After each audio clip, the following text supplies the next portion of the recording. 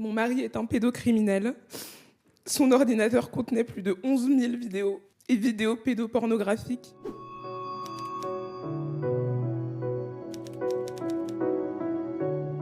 Lettre 473, appel des 500 mamans contre l'impunité de l'inceste paternel. Cher juge, je vous écris pour vous dire la vérité qui fait mal. Mon mari est un pédocriminel. Son ordinateur contenait plus de 11 000 vidéos et vidéos pédopornographiques, des documents insoutenables montrant des viols d'enfants âgés de 2 ans à 14 ans. Il a avoué se masturber devant ces horreurs depuis qu'il avait 14 ans. Mon fils m'a révélé que son père le violait. Mais toi, cher juge, en ne le condamnant qu'à du sursis et en lui donnant la permission de continuer à exercer ses droits de visite sur mon fils, tu as permis à ce criminel de le violer. Alors au moins aujourd'hui, ouvre grand tes oreilles et écoute ce que nous avons vécu. C'est bon, tu écoutes. Alors je commence. Cet homme a vécu dans notre maison, entouré de nos enfants. J'ai senti son comportement dérangeant, j'ai vu ses gestes étranges avec les enfants. Mais nous formions une famille heureuse. C'était si dur d'accepter d'écouter mon instinct. Mais un jour, l'instinct, celui de ma survie, m'a conduite à consulter son historique internet. Et sidérée, j'ai découvert son activité sur le dark web. J'ai fait ce qu'une mère doit faire, j'ai informé la gendarmerie, j'ai demandé conseil, je me suis battue pour protéger mes enfants et ceux des autres.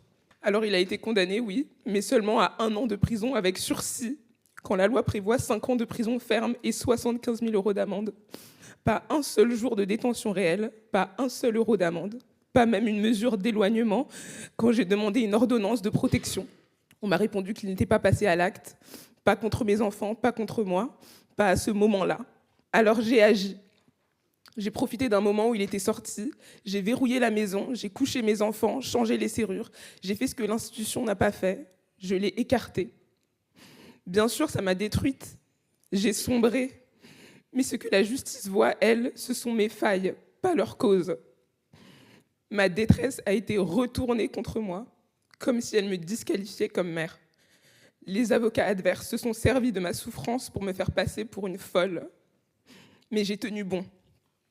3 ans. 3 années de combat juridique pour empêcher qu'il ne se retrouve seul avec mes enfants. Grâce à cette vigilance, les rencontres ont été encadrées sous la surveillance de sa mère ou d'un professionnel, et il avait encore une obligation de soins. Mais dès que cette période a pris fin, vous avez décidé qu'il était soigné. Et vous lui avez rendu un droit d'hébergement, un week-end sur 2, la moitié des vacances, seul avec nos enfants, sans tiers. Et moi, j'étais censée les lui remettre, comme si tout ça n'avait jamais eu lieu, comme si ces milliers de fichiers ne suffisaient pas. Mais j'ai refusé, à moins qu'un tiers ne soit présent. D'où ces premières plaintes pour non-représentation d'enfants. En juillet, il avait prévu de partir 2 semaines avec les enfants en camping. Comme il s'était engagé par écrit que sa mère serait présente durant ces 2 semaines, j'ai accepté la peur au ventre, car tous, avocats ou services sociaux, me mettaient en garde. Si tu ne respectes pas le droit de visite du père, tu perdras la garde complètement. J'ai appris après coup qu'il avait passé la 2e semaine sans mamie. Le lendemain de leur retour, mon fils âgé de 3 ans déclare à la crèche que papa est méchant, il me touche le zizi.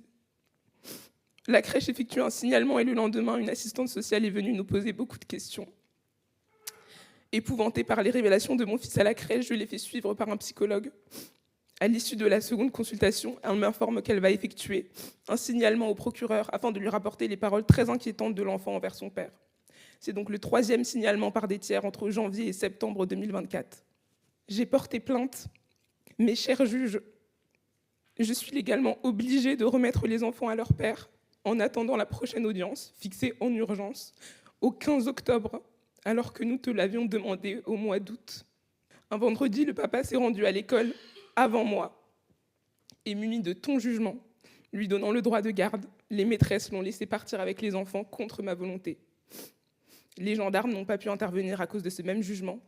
Les enfants ont donc passé un nouveau week-end seuls avec leur père. Tu m'écoutes encore, cher juge ? Je termine.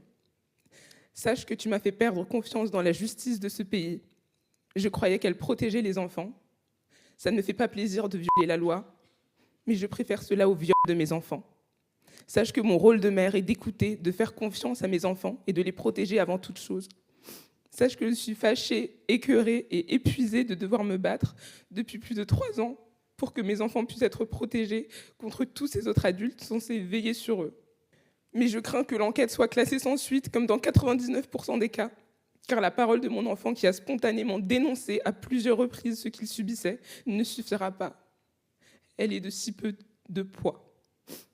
Je crains donc que nous allons nous revoir bientôt au juge, et j'anticipe avec angoisse le sort que tu réserveras à mes enfants.